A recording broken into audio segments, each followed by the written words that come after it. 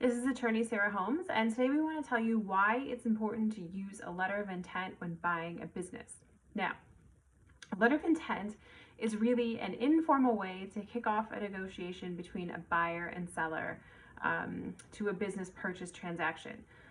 Now, why would you do this? Well, often people find a business to buy and maybe they know the listed price. If it's listed by a broker, there's usually a price out there, there's usually a business listing.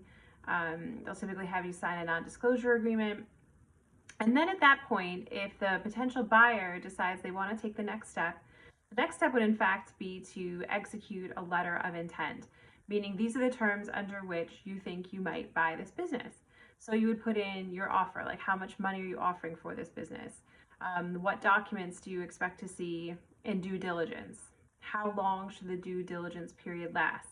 Any contingencies that you need before you purchase the business. So for example, if there are things that have to happen in order for you to agree to buy this business and finalize the transaction, those conditions should go in the letter of intent. So things like obtaining a commercial lease, obtaining financing, sometimes being provided with adequate tax documents.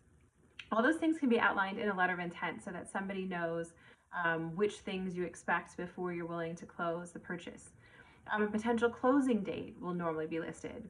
If there's any kind of a deposit required. Now, you have to be careful with the deposits. The deposits can be tricky. You have to know who's going to hold the deposit and under what conditions they're going to give the deposit back. Sometimes the brokers will not want to give your deposit back if you decide to back out of the deal for any reason that's not based on one of the contingencies.